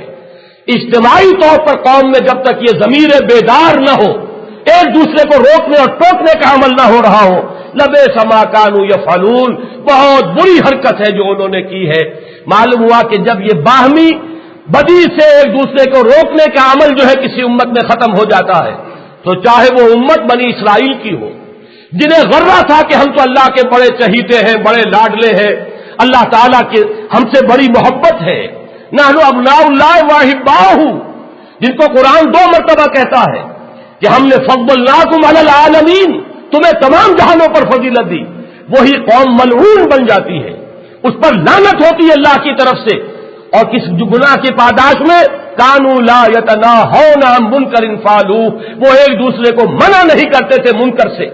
بلکہ حدیث میں تو اس کی مزید شرح آئی ہے کہ ایسا ہوتا تھا کہ پہلے کچھ علماء روک ٹوک کرتے تھے، یہ کام اچھا نہیں ہے مت کیجیے، لیکن ان کے ساتھ میل جول برقرار رکھتے تھے، ملتے جلتے رہتے تھے، ان کے دسترخوان پر بہت لذیذ چیزیں ملتی تھیں، ان کے ساتھ بیٹھ کر کھاتے تھے۔ نتیجہ یہ ہوتا تھا کہ ان پر، رؤسا پر، عمرا پر تو اثر نہیں ہوتا تھا، ان کے دل جو ہے کج ہوتے چلے جاتے تھے، خود علماء کے اندر جو ہے اب وہ ڈھٹائی پیدا ہوتی چلی جاتی تھی۔ لہذا یہ ہے سبب کہ پھر وہ قوم بحیثیت مجموعی اللہ تعالیٰ کے عذاب کے مستحق قرار پاتی تھی۔ سورہ اعراف کی آیت نمبر 165 میں وہ اصحاب السبت والا معاملہ آیا ہے، ایک قوم کے جو ساحل پر آباد تھی اور سبت کے قانون کو توڑ رہی تھی، جن کو مسخ کر دیا گیا تھا بعد میں، تو اس ان کے ذمن میں آتا ہے انجینا الذین ینہون عن السوء، ہم نے بچایا صرف ان لوگوں کو جو بدی سے روکتے تھے، وَأَخَذْنَا الَّذِينَ ظَلَمُوا بِعَذَابٍ بَئِيسٍ بِمَا كَانُوا يَفْسُقُونَ، باقی جو غلط حرکتیں کرنے والے تھے انہیں ہم نے بہت برے عذاب کی گرفت میں لے لیا۔ یعنی اگر بچنا ہے تو نہی عن المنکر واحد راستہ ہے۔ سورہ ہود کی آیت نمبر 116، فَلَوْلَا كَانَ مِنَ الْقُرُونِ مِنْ قَبْلِكُمْ أُولُو بَقِيَّةٍ يَنْهَوْنَ عَنِ الْفَسَادِ فِي الْأَرْضِ إِلَّا قَلِيلًا مِّمَّنْ أَنجَيْنَا مِنْهُمْ، کیوں نہ ایسا ہوا کہ ان پچھلی امتوں کے اندر ایک کثیر تعداد میں لوگ رہتے، ایسے باہمت لوگ کہ جو روکتے بدی سے اور برائی سے اور فساد سے، لیکن نہیں، صرف معدود چند لوگ رہے جن کو ہم نے بچا لیا اور پوری قوموں کو ہم نے ہلاک کر دیا۔ یہ آیات میں نے اس لیے آپ کو سنائی کہ امر بالمعروف نہی عن المنکر، ان دونوں کا ایک وحدت کی حیثیت سے ہونا تو 9 مقامات سے ثابت ہو گیا، لیکن یہ ہے کہ ان میں خاص طور پر نہی عن المنکر کی یہ اہمیت کہ اگر یہ کسی قوم میں ختم ہو جائے گی تو قوم بحیثیت مجموعی عذاب کی مستحق بن جائے گی۔ یہ میں نے چند باتیں تھی جو آج نہی عن المنکر کی اہمیت کے بارے میں عرض کی ہے۔ مضمون میرا آج اتنا رہ گیا، انشاءاللہ اسی کو میں آگے بھی لے کر چلوں گا۔ اب میں چند منٹ میں ملک کی سیاست کے بارے میں 2 باتیں عرض کرنا چاہتا ہوں۔ پہلی بات تو اس حوالے سے عرض کر رہا ہوں کہ جو بھی تشویش مجھے لاحق ہوتی ہے، میں اکثر و بیشتر آپ کو بھی اس میں شریک کرتا رہا ہوں، شیئر کرتا رہا ہوں، لیکن ایک پہلو سے کچھ تھوڑا سا اطمینان کا رنگ مجھے نظر آیا ہے، تو آج میں چاہتا ہوں کہ اس میں بھی آپ کو اپنے ساتھ شامل کروں۔ میرے لیے یہ چیز قدر اطمینان کا موجب ہوئی ہے کہ پاکستانی سیاست کے میدان میں استحکام پیدا ہوا ہے۔ اب یہاں وہ خرید و فروخت کا دھندا نہیں چل رہا جو چلا کرتا تھا۔ یہ ایک بہت ہی پازیٹو پیش رفت ہے، یہ دونوں طرف میں کہہ رہا ہوں، یہ کسی ایک طرف کی بات نہیں ہے۔ اس کی طرف میرا ذہن خاص طور پر منتقل ہوا ہے ابھی جو 2 بائی الیکشن ہمارے ملک میں ہوئے، کہ جس طریقے سے وہاں تصادم تھا، مقابلہ تھا، پوری قوتیں تھیں میدان کے اندر، لیکن معلوم ہوتا ہے کہ ایک سٹیبلٹی آ چکی ہے، ایک استحکام آ چکا ہے۔ پی پی کی وہ سیٹ جو ہے وہ پی پی پی کو مل گئی دوبارہ، لیکن جو آئی جی آئی کی سیٹ تھی وہ آئی جی آئی نے لے لی ہے۔ معلوم ہوا کہ اب وہ جو لوگوں کے دین و ایمان کے سودے ہو جاتے تھے راتوں رات، جو ڈرائنگ روموں کے اندر بیٹھ کر معاملات طے ہو جاتے تھے، نصف لی و نصف لک وہذا قوم جاہلون، سارے سیاستدان جو ہے بیٹھ کر بندر بانٹ کرتے تھے اپنے ڈرائنگ روموں کے اندر، اور عوام کا لا نام ہذا قوم جاہلون، یہ جاہل ہیں، انہیں اس سے کیا سروکار، ہم بیٹھ کر کچھ طے کر لیں۔ خرید و فروخت کے جو دھندے ہوتے رہے اس سے پہلے چند مہینوں کے دوران وہ بھی آپ کے سامنے ہے، اس میں بھی کسی کو کوئی بڑی پیش رفت حاصل نہیں ہو سکی۔ میرے نزدیک یہ ایک مثبت ہے رخ ہماری سیاست کا، اس پر اللہ کا شکر ادا کیا جانا چاہیے۔ اگرچہ محاذ آرائی ہے اور محاذ آرائی کے اندر شدت ہے، تلخی ہے، وہ اپنی جگہ پر ہے، اس میں جو خطرات مضمر ہے وہ بار بار میں عرض کر چکا ہوں، لیکن یہ کہ امید کی کوئی کرن اگر نظر آتی ہے تو مایوسی کے ان دھندلکوں میں اور اندھیاروں کے اندر جی چاہتا ہے کہ پکڑ لیا جائے اس کو مضبوطی کے ساتھ۔ تو میں نے کچھ ایسا ہی احساس اپنے اندر پایا ہے کہ یہ جو ایک سٹیبلٹی آئی ہے، استحکام، یہ واقعتاً ایک مستقبل کے لیے ایک خوش آئند علامت ہے۔ اللہ کرے کہ ایسا ہو، اپنے اپنے نظریات پر لوگ جمیں، سب و شتم کو چھوڑیں، ابھی وہ چیزیں تو آتے آتے آئیں گی۔ 40 برس چونکہ یہاں پر سیاسی میدان میں کوئی استحکام پیدا ہونے نہیں دیا گیا، ہمیں نابالغ رکھ کر چھوڑا گیا ہے۔ ایک صاحب نے مجھے ایک مضمون بھیجا تھا اپنا، اور اس کا بڑا پیارا عنوان تھا، فیصلہ آباد کے کوئی دانشور ہے، مضمون بھی اچھا تھا انگریزی میں۔ اس کا عنوان انہوں نے قائم کیا، a nation coming of age. معلوم ہو رہا ہے کہ ایک قوم جو ہے کچھ بالغ ہوتی نظر آ رہی ہے۔ اب قوم کے اندر کچھ بلوغت کے آثار ہیں سیاسی اعتبار سے، نظریاتی سطح پر یا جماعتی وابستگی ہے، اس کے ساتھ کوئی پختگی ہو، اس کے ساتھ تعلق و مضبوط ہو، یہ چیز بھی ہمارے ہاں نایاب تھی، کمیاب نہیں نایاب، اگر کسی درجے میں ہوئی ہے تو خوش آئند ہے۔ اسی کا ایک نتیجہ مجھے یہ نظر آ رہا ہے کہ سندھ میں اگرچہ وہ آتش فشاں ہے اندر جو کھول رہا ہے، لیکن یہ کہ کچھ عرصے سے کم کسی خونریزی کی خبر نہیں آئی، اس لیے کہ وہاں دو قوتیں بڑی ایک دوسرے کو تھام کر کھڑی ہوئی ہے اس وقت۔ یہ سٹیبلٹی جو ہے، جیسے آپ کو معلوم ہے کہ پوری دنیا کا جو اس وقت امن ہے وہ کیوں ہے؟ دو سپر پاورز کے درمیان ایک توازن ہے، اس توازن کی وجہ سے امن ہے۔ ان میں سے ذرا اگر آگے نکل جائے کوئی ایک طاقت تو بھول کر رکھ دے گی دوسری کو، ٹکا بوجھی کر دے گی، اور پھر دنیا کی چھوٹی قومیں جو ہے ان کی تو حیثیت ہی کیا ہے؟ یہ چھوٹی قومیں جو ہے انہیں بھی کوئی آزادی ملی ہوئی ہے تو اس لیے کہ بڑی قوتیں ایک دوسرے کو بیلنس کیے کھڑی ہیں، اس کی وجہ سے یہ افغان جہاد بھی اگر اس درجے میں بھی اگر کامیاب ہوا کہ وہاں سے روسی نکل گئے تو کیوں ہوا کامیاب؟ افغان مجاہدین کا جوش اپنی جگہ پر، جذبہ اپنی جگہ پر، لیکن یہ کہ امریکہ کی میسو ایڈ، اتنی مدد ہتھیار کی شکل میں، پیسے کی شکل میں، کہ جس کا شاید قریب کی تاریخ میں کوئی پیرلل نہ آپ کو ملے گا، اس لیے کہ وہ امریکہ اس کو کسی صورت میں بھی برداشت نہیں کر سکتا تھا کہ رشیا جو ہے اس طریقے سے آگے بڑھ جائے۔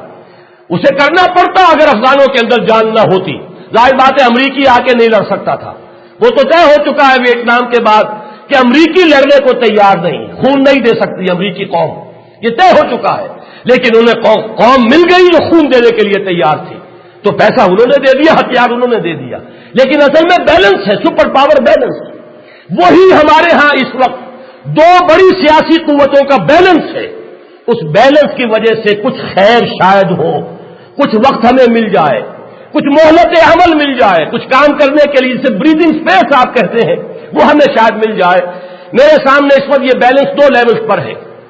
سندھ میں ایم کیو ایم اور پی پی پی میں یقیناً انفلٹریٹ کیا ہے جی اے سندھ کے ذہن میں، موجود ہے اس میں وہ ذہن، لیکن یہ کہ بہرحال سیاسی اعتبار سے تو وہ پیپلز پارٹی کے ڈسپلن کے پابند ہے، اور اب کچھ نہ کچھ ڈسپلن کی پابندی جو ہے وہ نظر آ رہی ہے، لہذا ایم کیو ایم اور پی پی یہ دونوں اپنی جگہ پر بہت مضبوط ہیں، ان کا عوامی بیس ہے دونوں کا، لہذا کوئی ایک دوسرے کو نظر انداز نہیں کر سکتا، اور یہی جو بیلنس آف پاور ہے اس سے میں یہ سمجھتا ہوں کہ صورت پیدا ہوئی ہے کہ اگرچہ اندر خون کھول رہے ہیں، اندر لاوا کھول رہا ہے، وہ جس شدت سے کھول رہا ہے اس کا کچھ اندازہ مجھے ہے، میں الفاظ کے ذریعے سے اس کا احساس آپ تک منتقل نہیں کر سکتا۔ میرے نزدیک بالکل ہندو مسلم نفرت اور ہندو مسلم دشمنی جو ہو گئی تھی تحریک پاکستان کے آخری دور میں، وہ بھی ہمیشہ سے نہیں تھی، بلکہ وہ چند مہینے تھے کہ جن میں وہ نفرت جو ہے اپنے کلائمیکس کو پہنچ گئی تھی، وہی کیفیت سندھ میں ہو چکی ہے مہاجرین اور قدیم سندھیوں کے مابین، وہی بد اعتمادی، وہی ایک دوسرے سے نفرت، شدید نفرت، لیکن اس کے باوجود یہ پولیٹیکل اسٹیبلٹی ایک ذریعہ بن گئی ہے۔ اگرچہ ٹرانسفر آف پاپولیشن ہو رہا ہے، میں مانتا ہوں، جانتا ہوں، جو اردو اسپیکنگ ہے وہ کراچی اور حیدرآباد کی طرف، اور پنجابی جو ہے وہ پنجاب کی طرف رخ کر رہا ہے، لیکن غنیمت بات یہ ہے کہ خونریزی نہیں ہو رہی، کوئی بھی ایسا حادثہ سامنے نہیں آیا ہے، تو جہاں تشویش، جیسا کہ میں نے عرض کیا، جو میری تشویش ہوتی ہے میں آپ کو منتقل کرتا ہوں، اسی طریقے سے جو اطمینان کی شکل مجھے نظر آئی ہے وہ میں نے چاہا کہ آپ تک منتقل کر دوں۔ اسی طرح آل پاکستان لیول پر پی پی اور آئی جے آئی، اگرچہ مختلف معاملات میں میری بھی کوئی رائے ہو سکتی ہے، اس وقت میں اشارہ کر رہا ہوں صرف اس بات کی طرف کہ ان کا توازن اقتدار جو ہے، طاقت کی جو توازن ہو گیا ہے، یہ بھی اس وقت اس ملک کے لیے بہت خوش آئند ہے۔ اس سے در حقیقت روایات بنیں گی، اس سے لوگوں کے اندر اپنی جماعتوں کے ساتھ وابستگی کی روایت قائم ہوگی، اس میں در حقیقت لوگوں کے اندر وہ جو فروختنی مال ہوتے تھے یہ ہمارے منتخب نمائندے، اس روایت کو جو ہے اس کی جڑ کٹے گی، تو یہ چیز میرے نزدیک سیاسی اعتبار سے پاکستان کے لیے خوش آئند ہے، اس کے مستقبل کے لیے خوش آئند ہے۔ میں نے یہ چاہا کہ اپنے اس احساس میں آپ کو بھی شریک کروں۔ دوسری بات، ہماری پاکستان میں جو مذہبی سیاست کا اکھاڑا ہے اس میں رات بالآخر ایک نیا پہلوان بھی اتر آیا، اگرچہ اس میں جس قدر خبر تھی کہ کس شیر کی آمد ہے کہ رنگ کانپ رہا ہے، اندازہ یہ ہوا کہ وہ بات اس درجے کی تو نہیں نکلی.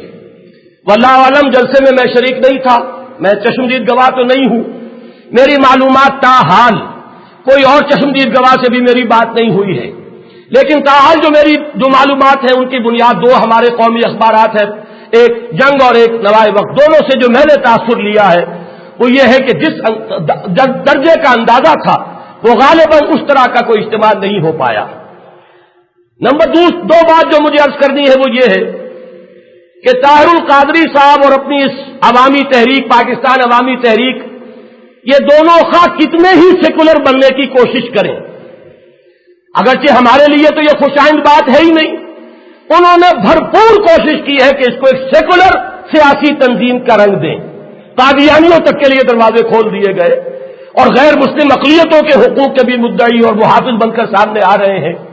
لیکن ظاہر بات ہے ان کا آغاز مذہبی شخصیت کے اعتبار سے ہوا ہے، ان کی شخصیت سے اس کو علیحدہ نہیں کیا جا سکتا.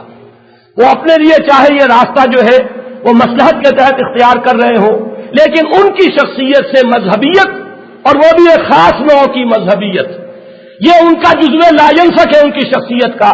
لہذا نتیجہ کیا نکلے گا کہ مذہبی ووٹ کو تقسیم کرنے والا ایک اور پہلوان میدان میں آ گیا. یہ چیز جو پہلے سے لوگ موجود ہیں اس میدان کے اندر، اکھاڑے کے اندر، جو انتخابی سیاست کے میدان میں مذہبی پہلوان ہیں، میں ایک طرف تو ان کی خدمت میں ہدیہ تبریک پیش کرتا ہوں کہ ان کے کلب میں ایک ممبر کا اضافہ ہو گیا ہے. لہذا ظاہر بات ہے ہر کلب جو ہے وہ چاہتی ہے کہ اس کی ممبرشپ بڑھے، تو ایک ممبر کا اضافہ ہوا ہے تو وہ مستحق ہے مبارکباد کے، لیکن ساتھ ہی وہ مستحق ہے تعزیت کے اور ہمدردی کے کہ وہ ووٹ جو پہلے ہی منقسم تھا مزید منقسم ہو جائے گا. گویا کہ ان کی ناکامی کے اوپر جو مہر پہلے لگی ہوئی تھی وہ اور مزید پختہ ہو جائے گی. اس لیے کہ سیکولر ذہن کسی مذہبی شخصیت کی قیادت میں آ کر اور وہ جو ہے سیکولر ووٹ جو ہے اس کو نہیں کھینچ سکتا. یہاں تو آئے گا تو مذہبی ووٹ آئے گا، وہ مذہبی ووٹ جو ہماری بدقسمتی سے پہلے ہی تقسیم شدہ ہے اس میں ایک مزید تقسیم ہو گئی ہے. کاش اے کاش کہ ہمارے جو پہلے سے لوگ اس میدان میں عمل کر رہے ہیں کچھ وہ ذرا اس پر غور کریں کہ اب ان کی کامیابی پہلے سے زیادہ مخدوش ہے. اب میدان میں ایک نئی قوت بھی آ گئی ہے کہ جو ان کے ووٹوں کو تقسیم کرائے گی. میں یہ سمجھتا ہوں کہ جیسے کہ کہا جاتا ہے کہ کبھی کبھی شر میں سے خیر برآمد ہوتا ہے، ان کے حق میں جو یہ شر ہے کاش کہ اس سے یہ خیر برآمد ہو جائے کہ وہ اپنی پوری اسٹریٹجی پر، اپنے پورے طرز عمل پر، اب تک کا جو بھی لایا عمل انہوں نے اختیار کیا اس پر نظر ثانی اختیار کریں. ویسے یہ ہے کہ اس نئی تحریک کی جو ریئلسٹک انداز ہے میں اس کی داد اگر نہ دوں تو یہ بھی ظلم ہوگا، اس لیے کہ اس سے پہلے تو ہمارے مذہبی رہنما، خاص طور پر اسی مکتبہ فکر کے سب سے چوٹی کے رہنما تو مولانا نورانی میاں تھے، اور ان کا دعویٰ یہ تھا کہ جیسے ہی ہمارے ہاتھ میں حکومت یا اختیار آئے گا ہم 24 گھنٹے کے اندر اندر نظام مصطفیٰ قائم کر دیں گے. بہرحال میں سمجھتا ہوں کہ اس نئی تحریک نے دو کام بڑے کیے ہیں عمدہ ریئلسٹک انداز کے. پہلے تو یہ کہ حکومت ملنے کے بعد بھی 3 سال، جب ہمیں حکومت مل جائے گی، ہماری حکومت قائم ہو جائے گی، اس کے 3 سال کے اندر اندر اسلام قائم کر دیں گے. اور نمبر 2 یہ کہ انہوں نے اس کو قائم کیا، ظاہر بات ہے مجھ تک کب ان کی بزم میں آئے گا دور جام یہ تو اللہ ہی جانتا ہے. وہ جو اختیار اور حکومت کی چڑیا ہے کب آتی ہے زیر کمند یہ تو ہم کچھ نہیں کہہ سکتے. لہذا میں یہ سمجھتا ہوں کہ اس کو مشروط کر کے جب ہماری حکومت بنے گی پھر 3 سال، تو میں سمجھتا ہوں کہ کم سے کم واقعیت پسندی کا ضرور ثبوت دیا ہے، اور اس پر میں ان کی خدمت میں ہدیہ تبریک پیش کرتا ہوں. بس یہی 2 باتیں مجھے عرض کرنی تھی. اقول قولی ھذا واستغفر اللہ لی ولکم ولسائر المسلمین والمسلمات.